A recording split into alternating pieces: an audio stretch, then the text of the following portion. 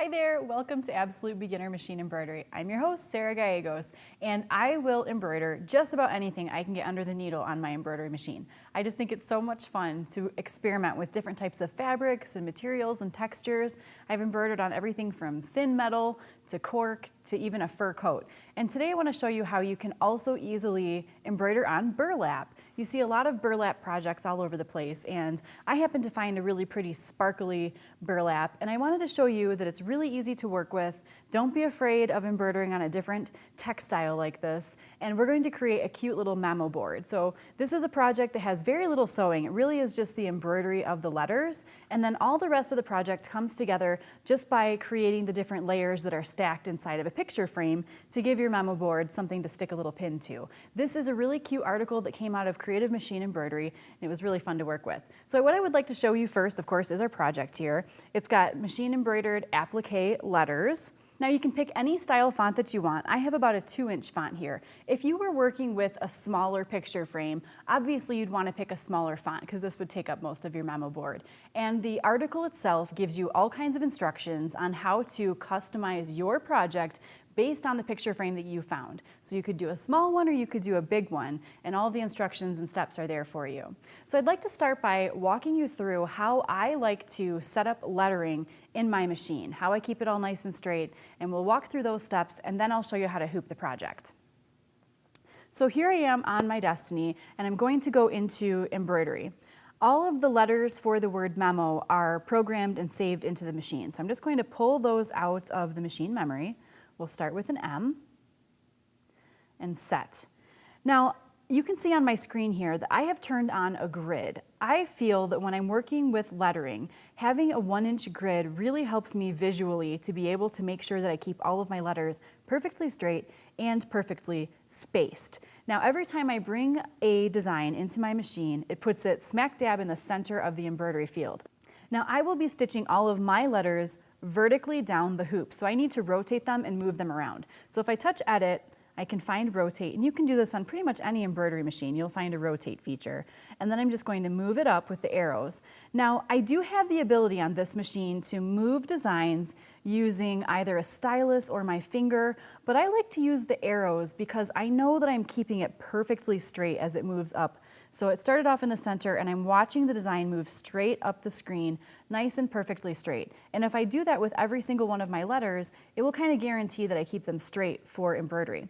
So now that I've moved the M, I'm going to add the letter E. So I'll find it in my memory again, and we'll set. Again, it brings it right in the center. I need to first rotate it and then move it into place. So once again, I'm just using those arrows and sliding it right up my embroidery field. So I'll touch OK, and we need another M. There we go. Right in the center, once again, I'm going to rotate that. And now I need to start moving them down because they're kind of getting a little bit too close together. There we go. And finally, I can add the O. There we go. And it puts it right on top of all the lettering. It looks like a little bit of a jumbled mess there. So we'll rotate it 90 degrees, oops, there we go, and bring it down, just like that. Now I'm going to take a little visual inspection. I can see when I look with that grid on that I have all of my letters pretty evenly spaced. I know that these are 1-inch little blocks, so I have just a little bit less than a 1/2 inch in between each of my letters. You could play around with this, select the different letters on your screen, and just kind of nudge them around until you like the spacing. I think that one's pretty good. We'll move the M on the top up just a tiny little bit. And again, so I really like using that grid to help me with that. The other thing that you can kind of keep an eye on is the placement of each design within the embroidery field.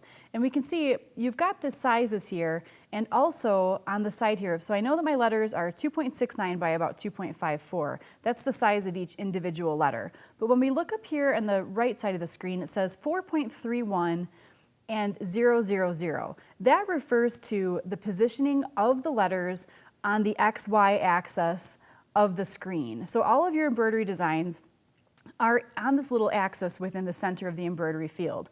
And I can tell that my M, it's what's selected, it's what has the red box around it, is 4 inches above the center of the screen, but it is centered at 0.0 on that vertical center line. And if I touch the E to select it, I can see, okay, so E is 1.79 inches above center, but it still says 0.0, so I know that it's perfectly centered within the embroidery field. So that's one quick way, and you'll find this on every embroidery machine, that you can check the positioning of the different elements within your embroidery field to see that they're all centered. So my M is negative 0.79 inches, so it's below the center point, but it's still at 0.0, so we know it's centered. And then the O is negative 3.46 below my horizontal center line, but still on the 0.0. So if you just kind of get to know what all of the icons and numbers on your screen mean as you're embroidering, you'll find that those are all tools that are built into your machine to help you, to make embroidery easier, and to make creating your own designs easier. So I can touch OK, and I'm really happy with how all of that looks. So I'm going to touch embroidery to prepare for embroidery. Now, before we embroider it, I'd like to talk a little bit about how we can embroider on burlap without having to hoop that burlap. So I'm going to move our finished project kind of out of the way here, so I've got a little bit more room to groove. There we go. And I've got my burlap, and you need a few tools for this particular project. Applique fabric and applique scissors. We'll need those in a minute. And I've got hooped tear away, it's a stick tear away stabilizer. One of my favorites, I use it a lot. The stick tear away is a really great product because it allows us to adhere our fabric to the hoop without having to actually hoop it. I wouldn't want to hoop the burlap just because it might kind of cause little crease lines from where the edges of the hoop are at, or even it kind of distorts it and stretches it out of shape because it's such a large weave kind of a fabric. So I'm again using the stick tear away. Now, the directions in the article tell you how big to cut your burlap piece and then to place your lettering about 6 inches down from the top. I found that for my size hoop frame, that was just a little bit too low. So I'm gonna go with about 5 inches from the top. And the way that I'm gonna do that is by using a ruler. Just take my ruler and I lay it so that I've got a 5-inch line right along the cut raw edge of the top of my piece of burlap. Now the burlap is a rectangle, it's not perfectly square. This is one of the shorter edges and I'm gonna use that as the top. So what I do, just to get a nice straight line to hoop my burlap in the center, is I just kind of stick my thumbnail right at the edge of the ruler. That is where I'm going to fold my fabric to crease it. This project gets wrapped around a piece of foam core and placed into the frame. So you've got a lot of excess fabric here, so close is great. You don't have to be marking a 5-inch line and making it exact. Close is good. So I just thumb mark it and then crease right where my thumb was, and I'm making sure that as I crease it, my raw edges are lining up because that's gonna help me to make sure I have a straight line. I check that on both top and bottom. And I'm just finger pressing. I'm not going to touch the burlap, especially this metallic burlap, with my iron. So I'm just giving it a nice firm finger press, and that's just what we need. So I now have my vertical center point. Need to come up with the horizontal center point. So I'm going to repeat the exact same process, except I'm going to fold my two long edges together, just like this. So I'm making sure the raw edges match on the sides and the top and both sides here. And then again, just gonna give it a finger press. Finger creasing is a really great tool to use in embroidery. I don't need to go all the way to the end of the fabric because that's not going to be hooped. I just need enough to be able to see where the center points are in my hoop.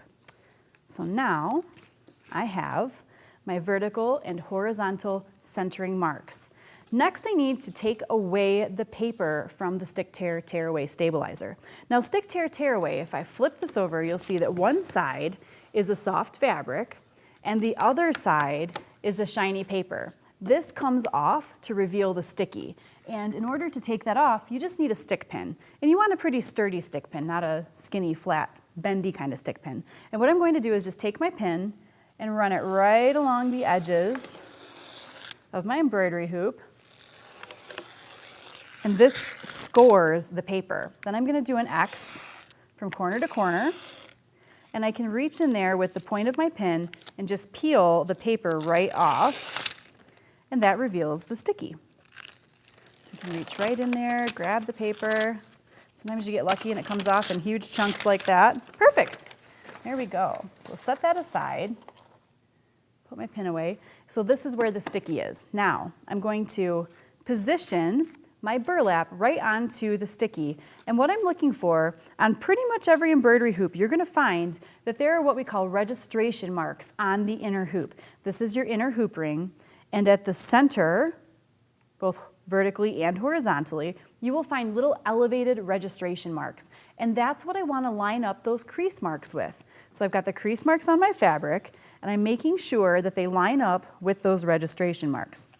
I can see them on the vertical sides. On the horizontal, I can kind of feel it, or you can fold it in half and just lay your fold so that it lines up with those marks. Press the bottom half down, and then press the top half down. And there my burlap is pretty well centered, and I didn't have to worry about hooping it. Now, if you don't have a stick tear tearaway stabilizer, you can always use a spray adhesive and spray a piece of cutaway or a tearaway stabilizer. Not my preference. I like to use the sticky stabilizer so I don't get the spray adhesive all over my embroidery hoop, but you can do it either way. So now I'm going to attach this to my machine, very carefully carrying it back to the machine so I don't knock my burlap out of place. You could also add a couple of pins to this too if you're unsure about it sticking. I'll say okay. And I want to add a basting stitch. I really like, even if I'm using a sticky stabilizer like this, to add a basting stitch. And that's just going to stitch all the way around the parameters of my hoop. Real easy to do. I can activate the baste. And now when I begin to stitch, the first thing that it's going to do is give me that little basting stitch, and that will adhere the burlap to my stabilizer.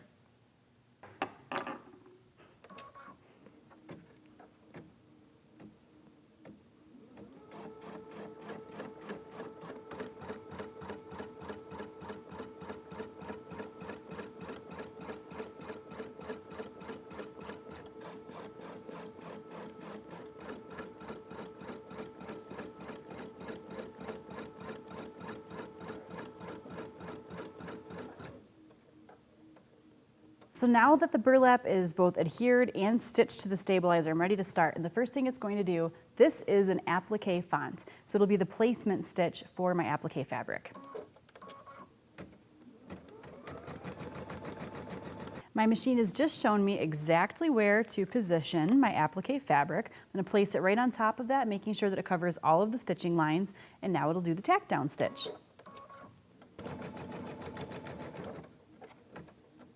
Alrighty, my applique fabric is stitched in place, so now we trim. I like to take it off the machine and just bring it to a nice flat surface. You want to have your best pair of applique scissors. You're going to get right in there and cut up to the stitching line that was just created. It's a little tougher with lettering, so I like my applique scissors that have both a duckbill side and a nice skinny sharp other side. You want to be real careful when you're using that because it doesn't have the duckbill to protect your base layer of fabric, but you can get right into the pointy areas, especially that little peak on the M or that little dip there. There we go. And then you're simply going to go all the way around your letter, removing all of that excess fabric. Now I work a little bit at a time, real small snips, and I pull back on the excess fabric as I cut, and that just kind of helps it to come away from the stitching. It helps me to get right up next to the stitching without cutting the stitching, really important. So a good sharp pair of applique scissors is one of those things that you just have to have in your embroidery sewing room. I use mine all the time. Okay, so again, getting into a really skinny area, so I'm going to flip my scissor around here and use the pointy edge. There we go. Now this particular font is called the Wanda applique font. It's from Designs by Juju, and that is what was used in the article. And you can find all kinds of cute applique fonts. You could even create your own if you have software. I like to work with the Hatch software, and you can create really nice applique designs in there.